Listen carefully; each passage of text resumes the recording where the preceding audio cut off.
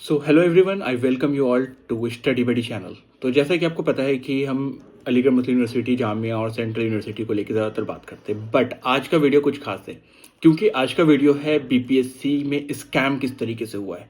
और बीपीएससी के स्कैम को एक्सपोज करना भी बहुत ज़्यादा ज़रूरी है क्योंकि कोई भी इसके बारे में रियलिटी में नहीं बात कर पा रहा है, क्योंकि कोई भी जो भी है कोचिंग सेंटर वाले और जो भी टीचर्स हैं वो वहाँ सहयोग के लिए आए हैं, हेल्प कर रहे हैं, हर कुछ कर रहे हैं, नो डाउट। बट ग्राउंड पे किस तरीके से धांधली की गई है, किस लेवल पे चोरी डकैती हुई है, इसका कोई भी बात नहीं कर रहा है। तो हम वन बाय वन बात करेंगे कि किस तरीके से पेपर में स्कैम हुआ है। सिर्फ एक बापू सेंटर पे नहीं, बाकी जगह पे भी हुआ है।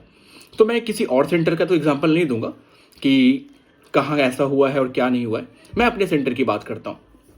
ठीक है, तो मैं सेंटर के बारे में बाद में बात करता हूँ। उससे पहले किस तरीके से हम सेंटर पे एंटर करते हैं, किस तरीके से अंदर में क्या क्या चीज़ें होती है, उसके बारे में पहले बात करते हैं। फिर हम बात करेंगे सेंटर कहाँ था, क्या था और क्या क्या चीज़ें हुई वहाँ पे। तो जैसा कि हमारा सेंटर बिहार के अलग अलग एरिया में दिया जा रहा था, तो मेरा भी उसी तरीके से भागलपुर में दिया गया था। भागलपुर डिस्ट्रिक्ट था, भागलपुर में मैं सेंटर की बात करता हूँ थोड़ी देर में। तो जब हमें सेंटर पे गया तो सेंटर पे 11 बजे एंट्री थी, तो ठीक है चलो 11 बजे सेंटर पे एंट्री अलाउ हो जाती है। तो मैं भी एंट्री करता हूँ, बाकी बच्चे भी एंट्री करते हैं, सभी लोग 11 बजे से पहले एंटर कर जाते हैं। सबसे पहली चीज़, जब हम क्लास में एंटर करते हैं तो बहुत सारे बच्चे जिनका बायोमेट्रिक्स नीचे में नहीं हुआ था वो लोग भी क्लास में अवेलेबल थे। स्टिल मेरे क्लास में बाद में आकर के जो नीचे बायोमेट्रिक्स कर रहे थे उन्होंने पूछा कि क्या आप में से किसी का बायोमेट्रिक्स हुआ। तो इवन मेरे क्लास में भी क्या था, एक दो बच्चे वैसे भी निकले जिन्होंने बायोमेट्रिक्स ग्राउंड पे नहीं करवाया था और वो क्लासरूम में आकर बैठे हुए थे। इट मीन्स क्या, सबसे पहले गेट पर ही इस तरह की धांधली हुई जहां पर बच्चों का विदाउट बायोमेट्रिक्स वो एंटर कर पाए सेंटर में। उसके बाद 11 से 12 के बीच में पहला धांधली समझिए, यहाँ पे बायोमेट्रिक्स के बगैर वो सेंटर पे एंटर किए। मैं किसी और क्लास की नहीं बात करूंगा, मैं अपने सेंटर की ही बात कर रहा हूँ। ठीक है, तो वो बच्चा क्लास में एंटर करके बैठा हुआ है, उसके बाद उसका क्लास में बायोमेट्रिक्स होता है। चलिए ठीक है, उसके बाद बात करते हैं 11 से 11:30 में करीब पेपर हमारे क्लासरूम में आ जाता है। जब हमारे क्लासरूम में पेपर आ जाता है उसके बाद आप सभी को पता है कि कभी भी कहीं भी एग्जामिनेशंस होता है, अगर क्लासरूम में जितने भी बच्चे हैं उसके हिसाब से बंडल अलॉट होता है और बंडल में हमेशा एक्स्ट्रा पेपर होते हैं और जो एक्स्ट्रा पेपर कलेक्ट करके कोई दूसरा लेकर जाता है। बट यहाँ पे ऐसा कुछ भी नहीं हुआ। यहाँ पे उल्टा ये हुआ कि हमारे क्लास में टोटल 40 बच्चे थे। तो 40 बच्चे के हिसाब से जैसा कि हमारे बीपीएससी के चेयरमैन ने कहा कि एक सेट में 12 पेपर थे। तो 12 पेपर का मतलब क्या है, अगर मेरी क्लास में 40 बच्चे थे तो मेरी क्लास में 4 सेट देना चाहिए था। बट ऐसा बिल्कुल नहीं हुआ। वहां पे ये हुआ कि 3 सेट दिए गए और 3 सेट के अलावा 4 पेपर खुले हुए दिए गए। इट मीन्स क्या, कि वो पेपर कहीं और खोले गए। स्टिल आपको पता होना चाहिए कि पेपर कहाँ खोलना चाहिए, क्लासरूम में बच्चों के सामने। बट यहाँ पे ऐसा कुछ भी नहीं देखने को मिला। सब कुछ कहाँ हुआ, सब कुछ क्लास के बाहर, और हमारे क्लास में 4 पेपर अलग से दिए गए। ठीक है, अब सोचिए कि पेपर हो सकता है कि ऑफिस में खोले गए हो सकता है कोई टीचर वहां का पहले से वहां पढ़ रहा हो, उसने उस पेपर को ऑफिस में ही जाके देख लिया हो, हु नोज। हमारे सामने तो नहीं खुला पेपर, हमें पेपर ब्रेक किया हुआ स्लॉट प्रोवाइड किया गया क्लासरूम में। उसके आगे चलते हैं, पेपर हमें 11:30 पे मिल गया करीब क्लासरूम में, और उसके बाद हमें 11:50 के करीब में सभी को अलॉट भी कर दिया गया। 11:50 में सभी को मिल जाने के बाद टीचर ने कहा कि हाँ आप इसमें का एक स्लिप वो फाड़िए और उसके बाद अपना OMR अपना जो भी है वो फिल कर लीजिए। बच्चों ने फिल कर लिया। ठीक 12 बजे पेपर शुरू हो जाती है। अभी इसके बाद अब तीसरा धांधली देखिए कितना बड़ा धांधली है।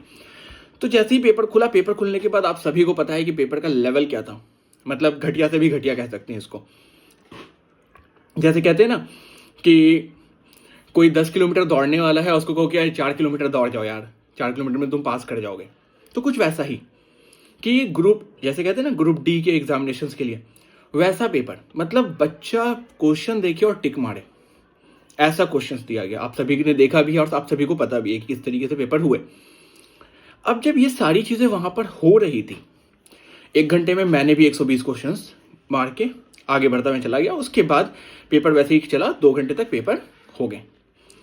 जब 2 घंटा होने वाला था, उस 2 घंटे से ठीक 2-4 मिनट पहले, आप सभी को पता है कि OMR अगर भरने अगर कोई चाहे तो 10 मिनट के अंदर वो कम से कम 70 से 80 राउंड आंख बंद करके मार सकता है अगर किसी को आपको आंसर लिखवाना हो। ये बात तो आप सभी को पता है क्योंकि आप सब पेपर दे करके आई हैं।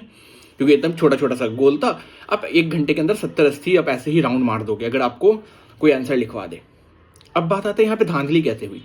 धांधली ऐसे हुई कि जो पेपर था ठीक 5 मिनट पहले, यानी कि 2 बजने से 5 मिनट पहले बचा हुआ था, उस वक्त स्कूल के प्रिंसिपल आते हैं और वो कहते हैं क्या है, आप सभी को 10 मिनट एक्स्ट्रा दिए जा रहे हैं।